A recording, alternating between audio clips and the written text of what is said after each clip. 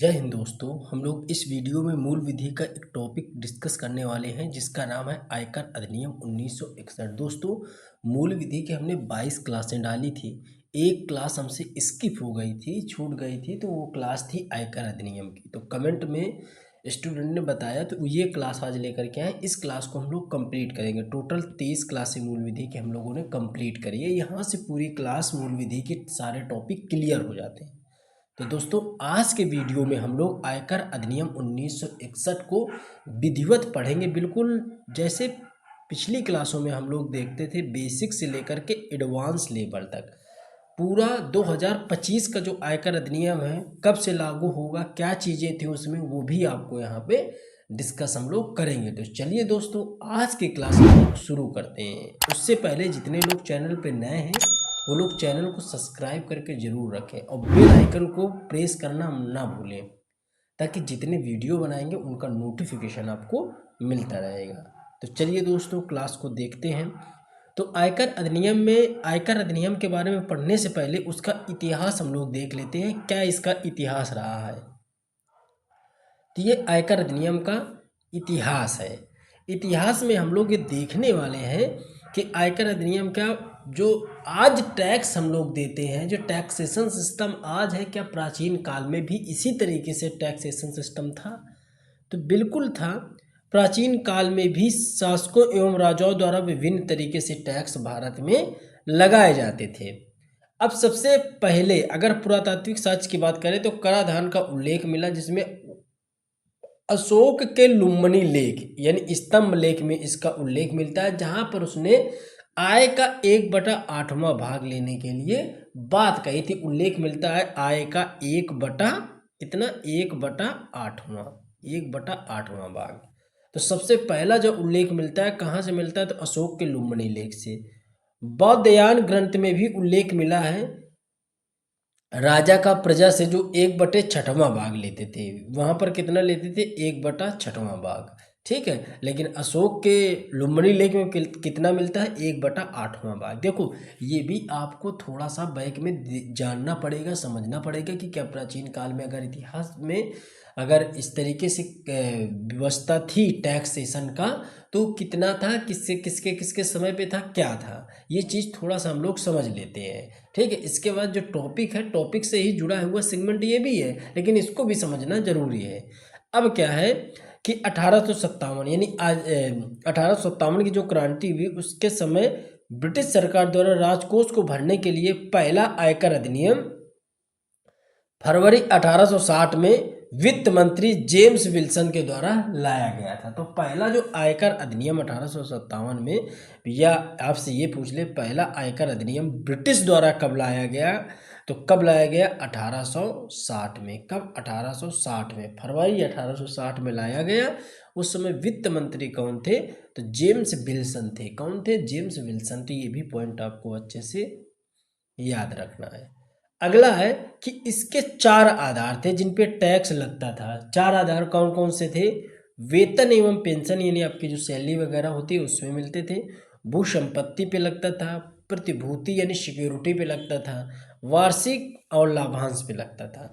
एक चीज वहां पे ये थी कि अगर आज का समय देखा जाए तो जो कृषि हमारा है, ठीक है, एग्रीकल्चर है, तो एग्रीकल्चर में टैक्स नहीं लगता। एग्रीकल्चर में आपने सुना होगा बागवानी वगैरह, फार्म हाउस वगैरह जो होते हैं, ठीक है, इन पे टैक्स नहीं लगता। इसमें आप करोड़ों का बिजनेस कर जाओ, अरबों का बिजनेस कर जाओ, इसमें कोई टैक्सेशन सिस्टम नहीं है इंडिया पे।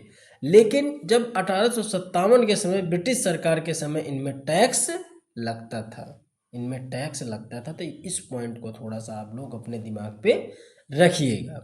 तो यहाँ तक तो हमने चीज़ें समझी। ये एक इतिहास था जो हमने थोड़ा सा जानने की कोशिश करी। अब हम लोग देखते हैं सबसे पहले अपने पहली वाली स्लाइड में, जिसमें बताया गया है कि आयकर अधिनियम के बारे में। तो इतिहास हमने समझ लिया। अब आयकर अधिनियम में क्या क्या होता था, तो इस आयकर अधिनियम का उद्देश्य भारत में किसी व्यक्ति, व्यवसाय और अन्य संस्थाओं द्वारा अर्जित आय पर कर लगाना और एकत्रित करना था, यानी सरकार के लिए राजस्व उत्पन्न करना। ये क्या था, आयकर अधिनियम था। ये तो परिभाषा है जो आपके लिए समझ के लिए है, ये चीज़ आपने समझी। अब हम लोग यहाँ पे समझने वाले हैं, क्या समझने वाले हैं कि जो आयकर अधिनियम था 1961 को, इसी को कहा जाता है इनकम टैक्स एक्ट, आईटीए कहा जाता है, आईटीए 1961, इस तरीके से आपको लिखा मिल जाएगा। ठीक है, तो जो आईटीए था इसका नाम क्या था, तो आयकर अधिनियम 1960। पारित कब हुआ, 13 सितंबर 1961। एक एक डेट आपको याद करनी पड़ेगी, डिक्टो इसी तरीके से आपको डेट याद ही करनी पड़ेगी, इसमें कोई दूसरा उपाय व्यवस्था नहीं है। लागू कब किया गया, तो 1 अप्रैल 1962 को लागू कर दिया गया। संपूर्ण भारत में ये लागू है, संपूर्ण भारत में ये लागू है। कुल धाराएं 298 थी। अभी यही वाला आयकर अधिनियम 1961 वाला ही चल रहा है, इसमें भी बदलाव संशोधन किया गया है 2025 में, वो हम आपको आगे बताएंगे। ठीक है, वो आगे बताएंगे, पीडीएफ के लिए भी हम आपको बता देंगे, आप निश्चिंत रहिएगा। ठीक है, अब क्या है, कुल अध्याय कितने हैं, तो टोटल इसमें 23 अध्याय हैं, कुल धाराएं 298 हैं, कुल अनुसूचियां 14 हैं। विषय या संघ सूची का विषय है, 7वीं अनुसूची में आता है, संघ सूची का ये विषय माना जाता है। 7वीं अनुसूची और संघ सूची के बारे में हमने जो अनुसूचियां पढ़ा रखी हैं पॉलिटी में, विषय पढ़ा रखे हैं सारा, उसमें आपने समझा होगा, पढ़ा होगा, तो चीज़ें समझ में भी आ रही हैं। इसके लिए एक समिति बनाई गई थी, महावीर त्यागी इसके अध्यक्ष थे, जिनकी रिपोर्ट 30 नवंबर 1959 को पेश करी थी इन्होंने, और उसी के बेसिस पे आयकर अधिनियम 1961 को लागू किया गया था। उसी के बेसिस पे आयकर अधिनियम 1961 बनाया गया और 62 में इसको इम्प्लीमेंट करा गया, पूरे संपूर्ण भारत में किया गया। चलिए, तो ये भी स्लाइड आपने समझी, आई होप चीज़ें आपके बहुत बेहतरीन तरीके से माइंडसेट हो रही होंगी, अच्छे से चीज़ें समझ में आ रही होंगी। चलिए आगे हम लोग अपनी अगली स्लाइड देखते हैं, उसमें चीज़ें हम समझने का प्रयास करते हैं। अब ये देखिए, ये है आयकर अधिनियम 1960 का स्थान वर्तमान में आयकर अधिनियम 2025 ने लिया है। हमने आपको बताया कि जो 1960 का आयकर अधिनियम था, इसको 1925 के आयकर अधिनियम में क्या किया गया है, बदला गया है, इसका स्थान लिया है। अब 1961 वाला आयकर अधिनियम, 2025 वाला आयकर अधिनियम, तो इनमें अंतर भी तो होगा।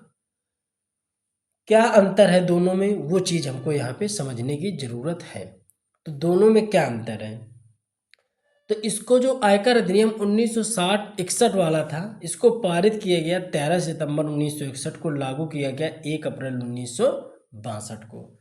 समिति के जो इसके अध्यक्ष थे महावीर त्यागी जी की जो समिति थी, 1959 में इन्होंने 58 में रिपोर्ट पेश करी, 58-59 में, तब इसके बेसिस पे ही 1961 में आयकर अधिनियम एक्ट को बनाया गया था। अब जो सरकार आयकर अधिनियम 2025 है, इसमें क्या है, इसको लागू 1 अप्रैल 2026 से किया जाएगा, यानी वित्तीय वर्ष से किया जाएगा। वित्तीय वर्ष कितना होता है, 31 मार्च से अप्रैल तक का चलता है, 31 मार्च से 1 अप्रैल तक, 31 मार्च से ख़त्म होगा, 1 अप्रैल से नया चालू होगा, ये वित्तीय वर्ष होता है।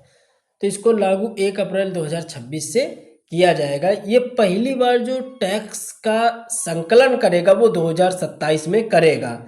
आधार वर्ष इसके लिए 1 अप्रैल 2026 से 31 मार्च 2027 तक घोषित किया गया। हमने कहा ना, वित्तीय वर्ष जो होता है 31 मार्च से 1 अप्रैल के बीच में माना जाता है, तो ये एक आधार वर्ष इसके लिए है। तो आपको 2025 वाले में ये मोस्ट इम्पोर्टेंट है, इतना डाटा दिमाग में सेट कर लेना पूरा। ठीक है, इससे क्वेश्चन आपसे पूछा जा सकता है। ठीक है, एक चीज़ आप और याद रखिएगा, एक क्वेश्चन बहुत आता है लेखानुदान से कि किसे कहते हैं। जैसे 2027 में चुनाव होने हैं, 2027 में जो चुनाव होगा तो उस वर्ष जो बजट पेश किया जाएगा वो आंशिक बजट होगा, और उसी आंशिक बजट को ही लेखानुदान बजट के नाम से जाना जाता है, जिसका उल्लेख आर्टिकल 116 में है, यानी अनुच्छेद 116 में दिया गया है। वही यहाँ पे परिभाषा लिखी गई है कि जिस वर्ष चुनाव होने होते हैं उस पर प्रस्तुत आंशिक बजट को ही लेखानुदान कहा जाता है। क्या कहा जाए, लेखानुदान कहा जाता है। तो ये चीज़ आपके भी अच्छे से समझ में आई होगी। हमने अभी आपको क्या क्या पढ़ाया, हमने सबसे पहले इसका इतिहास बताया कि आयकर अधिनियम क्या था, पूरे प्राचीन काल में क्या टैक्सेशन सिस्टम था, अगर था तो किस लेवल का था, क्या चीज़ें निकल के आई। फिर हमने आयकर अधिनियम 1961 के बारे में आपको विधिवत बताया, उसका बेसिक बताया आपको, बेसिक आपने चीज़ें समझी। इसके बाद अगली स्लाइड में हमने बताया दोनों में अंतर क्या है, जो आयकर अधिनियम 2025 है और 1961 में क्या मूल अंतर है जो हमें पढ़ने की ज़रूरत है, जो चीज़ें हमें समझने की ज़रूरत है, ये चीज़ हमने देखी। अब हम लोग देखने वाले हैं कि जो आयकर अधिनियम 1961 है, चूँकि हमारा टॉपिक यही है 61 वाला, 25 वाले की हमने दशा आपको बताई कि 26 में लागू होगा। फिर ये अपना टैक्स कलेक्ट करेगा, 27 में पहली बार टैक्स कलेक्ट करेगा, ठीक है। तो ये जब लागू होगा तब इसमें जो चीज़ें निकल के आएंगी, इसमें क्या क्या इसने संशोधन करके चीज़ें दिखाई हैं, सामने पेश करी हैं, तब ये इम्पोर्टेंट होगा। लेकिन अभी 61 वाला ही आपके लिए इम्पोर्टेंट है, इसी से क्वेश्चन आएगा। और 25 वाले में सिर्फ आपको इतना याद करना है जितना हमने आपको बताया। चलिए, अब अगला हम लोग देखने वाले हैं कि आयकर अधिनियम 1961 में 5 स्रोत हैं, शीर्ष होते हैं। कौन से 5 स्रोत हैं यानी शीर्ष हैं? तो पहला जो है वेतन या आय से, मतलब आयकर टैक्सेशन जो सिस्टम लागू है, चालू है, वो किस पे है? तो टैक्स 5 पे लगता है इसमें, ठीक है। वेतन से आय, वेतन से आय का क्या मतलब है कि जैसे वेतन, जैसे मजदूरी में भी एक सैलरी मिलती है हमको, 300 रुपये, 500 रुपये, 10,000 महीना या 300 रुपये पर डे का, इस तरीके से।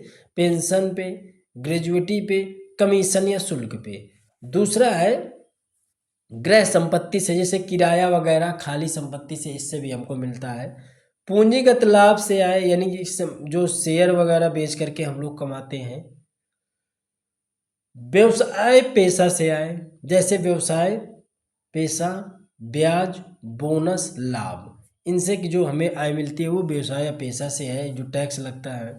अन्य स्रोतों में जैसे बैंक जमा, प्रतिभूति, लॉटरी, उपहार, सट्टा, दौड़ जीत, इस तरीके से जो है वो अन्य में सबको शामिल कर दिया गया है इनके अलावा। तो ये वो 1961 में ये पांच ये पांच बेसिस बनाए गए हैं, ये स्रोत बनाए गए हैं, जहां से ये होता है कि आपको टैक्स आता है, टैक्स जनरेट ये लोग करते हैं और सरकार को टैक्स मिलता है, ठीक है। आपको अगर तनख्वाह भी मिलती है, सैलरी भी मिलती है, वेतन भी मिलता है, तो आपको उसमें टैक्स देना होता है। वो एक मानक निर्धारित है कि इससे ऊपर आपकी अगर सैलरी है तो आपको टैक्स देना पड़ेगा। चलिए आगे हम लोग देखते हैं, ये बैच से रिलेटेड जानकारी है। तो अगर आप लोग बैच इसका लेना चाहते हो, यूपी पुलिस कांस्टेबल और एसआई दोनों का बैच इस समय चल रहा है। तो एसआई कंप्लीट हो चुका है पूरा बैच, ये क्लास अपलोड करा दी जाएगी, पीडीएफ इसकी, निश्चिंत रहिए।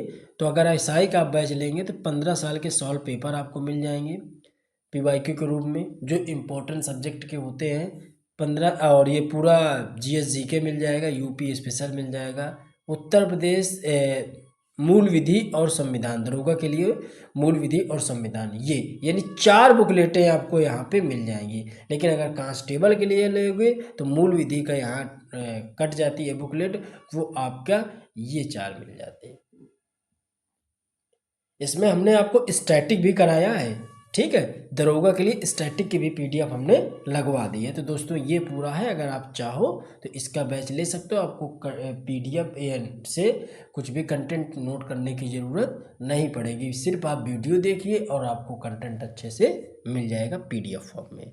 अभी ऑफर चल रहा है, तो आप लोग चैनल पे जा करके टेलीग्राम देख लीजिएगा, ज्वाइन कर लीजिएगा, डिस्क्रिप्शन में लिंक है, या तो फिर आप एप्लीकेशन जीएस रिव्यू के नाम से उसको सर्च कर लीजिएगा, तो ऐप आपको मिलेगा। तो वहाँ पे अभी ऑफर पे चीज़ें चल रही हैं, तो आप लोग परचेज कर सकते हो। चलिए, अब एक शब्दावली आती है आयकर अधिभार। देखो ये थोड़ा सा टिपिकल टॉपिक है इकोनॉमी का, वैसे भी ज़्यादातर बच्चों का इकोनॉमी वाला पोर्शन वीक रहता है, तो थोड़ा सा टिपिकल है चीज़ें, लेकिन जितनी इम्पोर्टेंट है आपके लिए वो सारा सब कुछ हमने खंगाल करके आपके लिए ये क्लास हमने जनरेट करी है। तो निश्चिंत रहिएगा, आप पढ़िएगा, इसके बाद आप इसके पीवाईक्यू एमसीक्यू हल करिएगा। चलिए, तो इसमें क्या हमको जानना है, तो इसमें हमको जानने की ज़रूरत है कि आयकर अधिभार यानी इनकम टैक्स सरचार्ज क्या होता है।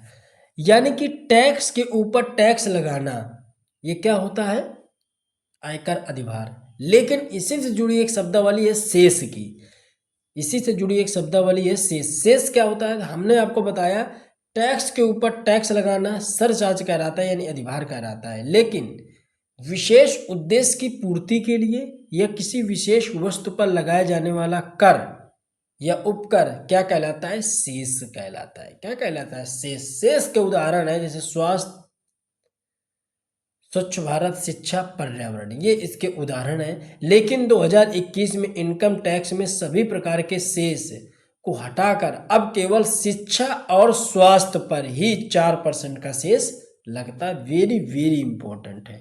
2021 में इसको बदलाव किया गया था, हो सकता है यहाँ से क्वेश्चन आपसे पूछ ले। ठीक है, कि किस पे लगता है, तो सिर्फ शिक्षा और स्वास्थ्य पे लगता है, वो भी 4% का शेष लगता है। ठीक है, शेष की परिभाषा आपने समझी, किसी विशेष उद्देश्य की पूर्ति के लिए या किसी विशेष वस्तु पर लगाए जाने वाला कर क्या कहलाता है, शेष कहलाता है। चलिए अगला हम लोग देखते हैं कर के प्रकार। क्या प्रकार हो सकते हैं कर के, देखिए ये हमने टैक्स स्लैब भी देख ली है, ये टैक्स स्लैब भी यहाँ पे देख लेंगे, और कर के प्रकार में प्रत्यक्ष कर अप्रत्यक्ष कर देख लेंगे। सबसे पहले जो प्रत्यक्ष कर है यहाँ पे समझने की जरूरत है, ये किस पे लगता है, तो प्रत्यक्ष कर आय पर लगता है, आय पर लगता है। अप्रत्यक्ष कर किस पे लगता है, तो अप्रत्यक्ष कर व्यय पे लगता है। किस पे लगता है, व्यय पे। ये आय पे लगता है, वो व्यय पे लगता है।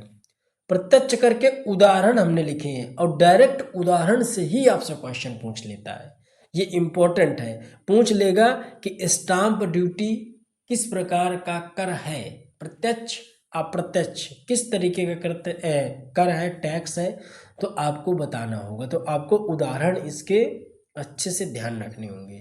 इसके उदाहरण में संपत्ति कर, आयकर, पूंजी कर, लाभ कर, निगमित कर, लाभांश, प्रतिभूति, कारपोरेट, स्टाम्प ड्यूटी, रोड कर, प्रॉपर्टी कर, ये सारे कर आते हैं प्रत्यक्ष कर में। अप्रत्यक्ष कर में वो कर होते हैं जो व्यय पर लगता है। ठीक है, आय पे नहीं, व्यय पे लगता है, व्यय पे लगता है। जैसे आयात कर, जैसे आपने इसमें excise duty, custom duty, sale duty, cigarette शराब उत्पादन ड्यूटी शुल्क, ये सब किसके अंतर्गत आते हैं, अप्रत्यक्ष कर यानी इनडायरेक्ट टैक्स के अंतर्गत आते हैं।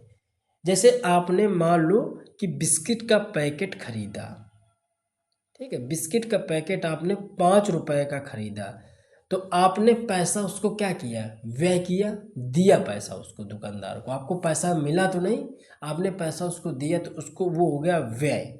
ठीक है, आपने 5 रुपए का बिस्किट खरीदा, अब उस पर जो टैक्स लगा होगा, उस पर टैक्स लगा होगा, वो आपके ऊपर नहीं होगा, वो दुकानदार के ऊपर होगा। लेकिन इनडायरेक्ट वे पे वो आपके बिस्कुट के ऊपर लगा है, यानी वो लगा तो किसके ऊपर, आपके ही ऊपर लगा है। वो इनडायरेक्ट रूप से आपके ही ऊपर लगा होता है। दुकानदार के ऊपर क्यों लगेगा, दुकानदार के ऊपर सिर्फ इतना लगता है कि वो सामान फैक्ट्री से लाया, बीच में वो मीडिएटर था, फिर वो सामान आपने ले लिया। ठीक है, तो वो इतना था अंतर। ठीक है, तो ये इनडायरेक्ट रूप से किस पे लगता है, तो आपके ही ऊपर लगता है, लेकिन वो आय पे नहीं लगता, वो व्यय पे लगता है। आपने सामान लिया, अगर 3 रुपए का बिस्कुट था, उसमें टोटल टैक्स सारा जोड़ करके आया 2, तो कीमत हो गई 5, तो 2 रुपए जो टैक्स का था वो आपने दिया इनडायरेक्ट वे पे। ठीक है, तो वो वे पे लगता है अप्रत्यक्ष कर, और प्रत्यक्ष कर लगता है आय पे। चलिए अब जैसे आय पे कैसे प्रत्यक्ष कर, आपने रोड ड्यूटी, रोड देखा होगा, रोड टैक्स। जैसे हम लोग हाईवे वगैरह में जाते हैं तो उसमें टैक्स हम लोगों को देना पड़ता है ना। ठीक है, तो वहाँ पे जो टैक्स लगता है तो वो इसी के अंतर्गत आता है, डायरेक्ट के अंतर्गत है, डायरेक्ट। ठीक है, कर के अंतर्गत। चलिए अगर अब हम लोग देखने वाले, हमने एक सबसे ऊपर स्लाइड आपको बताई थी। सबसे ऊपर हमने क्या स्लाइड बताई थी, हमने आपको बताया था कि इसमें जो धाराएं हैं 298 हैं, अध्याय 23 हैं, अनुसूचियां कितनी हैं, 14 हैं। तो हमारे लिए इसमें धाराएं जो 298 हैं, सभी धारा इंपॉर्टेंट नहीं है, हम आपको फिर भी बता रहे हैं सभी धारा इंपॉर्टेंट है, इससे कुछ ही क्वेश्चन आते हैं। ठीक है, बेसिक से पूरा आएगा, आप धारा आप रट भी नहीं पाओगे, सभी इंपॉर्टेंट नहीं है धाराएं, बार बार बता रहे हैं सबके लिए। ठीक है, अब इसमें जो इम्पोर्टेंट धाराएं होंगी वो हम करवा देंगे, और पीडीएफ नोट्स में हम सोच रहे हैं कि सिर्फ इम्पोर्टेंट धाराएं ही डलवाई जाएं। अगर आप पेड बैच में अगर आप लोग बोलोगे तो सिर्फ इम्पोर्टेंट डलवाएंगे नहीं, पूरी 298 धारा डलवा देंगे, लेकिन मेरा उद्देश्य सिर्फ इतना है कि आप सिर्फ इम्पोर्टेंट पढ़ो, किताब की तरीके से छपा छपाया कंटेंट उठा करके आपको परोस दिया जाए, वो आप ना ही पचा पाओगे ना ही आप उसको समझ पाओगे। तो सबसे बेहतर चीज़ ये है कि जो इम्पोर्टेंट चीज़ें होंगी वो आपको इसमें हम पीडीएफ नोट्स में डलवा देंगे, निश्चिंत रहे जितने भी लोग पेड बैच में हमारे ऐड है। चलिए, तो इसमें 298 धाराएं हमने बताई, तो वही धाराएं यहाँ पे हम आपको यहाँ पे बताने वाले हैं। तो चलिए देखते हैं। सबसे पहली जो धारा इसकी होती है, तो पहली धारा तो सभी लोग जानते हो कि पहली धारा में इसके होता है संक्षिप्त नाम, लागू कब हुआ और प्रारंभ कब हुआ, ये होता है। फिर दूसरी धारा में परिभाषाएं हैं, दूसरी धारा में क्या है, परिभाषाएं हैं। तो परिभाषाओं में जो दूसरे का फर्स्ट का है, ठीक है, दूसरे के फर्स्ट का इसमें कह रहा है कि कृषि आय की कृषि प्रयोजन के लिए उपयोग में लाई जा सकने वाली भूमि से कृषि आय द्वारा कृषि भूमि से प्राप्त लगान या राजस्व से आय उपज को बाजार ले जाने योग्य बनाने की प्रक्रिया से आय, उपज को विक्रय करने से हुई आय, कृषि भूमि पर बने भंडार गृह आदि से कृषि आय पर शामिल होते हैं। ये होती है कृषि आय। कृषि आय किस किस पे लगती है, तो कृषि आय की जो परिभाषा बताई धारा 2 के ए ने, कृषि आय की परिभाषा क्या हुई कि कृषि आय किस पे लगेगा, तो जैसे उपज को बाजार से ले जाने योग्य बनाने की प्रक्रिया में आए, उपज को विक्रय करने से हुई आय, कृषि भूमि पर बने भंडार गृह से आय और कृषि आय, इन सबको हमने कृषि आय के रूप में सम्मिलित किया है। कंपनियों के संबंध में समामेलन की परिभाषा, ये दूसरे के फर्स्ट के खा में दर्ज है। अब इसमें क्या है कि जब 2 या 2 से अधिक कंपनियां किसी कंपनी में विलय हो जाती हैं, तो विलय होने वाली कंपनियों की संपत्ति, शेयर एवं सभी दायित्व जिस कंपनी के साथ विलय होते हैं उसे माना जाएगा। ठीक है, तो ये दूसरे के फर्स्ट में खा में है। अभी दूसरे का लगभग 45 आर्टिकल हैं, दूसरे के फर्स्ट सेकंड थर्ड फोर्थ इस तरीके से करके। ठीक है, तो इसमें आर्टिकल इसमें धाराएं बहुत ज़्यादा हैं, बहुत ज़्यादा धाराएं इसमें दी गई हैं, तो सिर्फ इम्पोर्टेंट धाराएं ही आपको करवाई जाएंगी, आप निश्चिंत रहिएगा। ठीक है, दूसरे के फर्स्ट के गा में अपर आयुक्त की नियुक्ति के बारे में है, दूसरे के फर्स्ट के घा में अपर निदेशक के नियुक्ति के बारे में बताया गया है, और दूसरे के सेकंड में वार्षिक मूल्य, किसी संपत्ति के संदर्भ में वार्षिक मूल्य से तात्पर्य इस अधिनियम के अधीन धारा 23 में दिए गए वार्षिक मूल्य से दर्शाया जाता है। तो इसमें बता दें जितनी भी धाराएं आपको दी गई हैं, बड़ी टिपिकल धाराएं, आप पढ़ोगे तो बोरिंग लगेगी क्योंकि ये इकोनॉमी का एक चैप्टर है। ठीक है, टैक्सेशन सिस्टम ये इकोनॉमी में है और इसमें भी आपको बताया गया है, तो ये थोड़ा सा आपको बोरियत लगेगा। तो जितना बेसिक था उतना तो आप बिल्कुल दिमाग में इसको सेट ही कर लीजिएगा। धाराएं आप स्किप भी कर सकते हो, तो जितनी इंपॉर्टेंट धाराएं हैं वो सारा हम आपके नोट्स में पीडीएफ नोट्स में डलवा देंगे, आप निश्चिंत रहिएगा। बस जितना जो हमने आपको ऊपर का बताया है ये इसको आप पढ़ लीजिएगा, इसमें आप कोई भी कमी नहीं छोड़िएगा। इसमें आप ज़्यादा स्लाइड नहीं है, 6-7 स्लाइड हैं, तो आप इसको पढ़ लीजिएगा।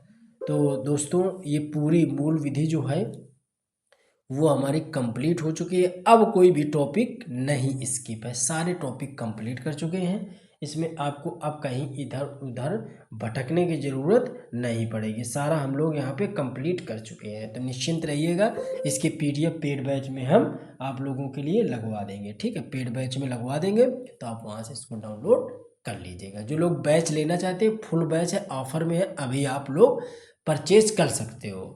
तो चलिए दोस्तों, मिलते हैं अपने अगले वीडियो में। एक पॉलिटी का वीडियो है अभी, अखिल भारतीय सेवा के नाम से, अखिल भारतीय सेवा, इसको भी हम लोग क्या करेंगे कि इसकी क्लास भी करवा देंगे और इसकी PDF भी आप लोगों को पॉलिटी में अटैच करवा देंगे।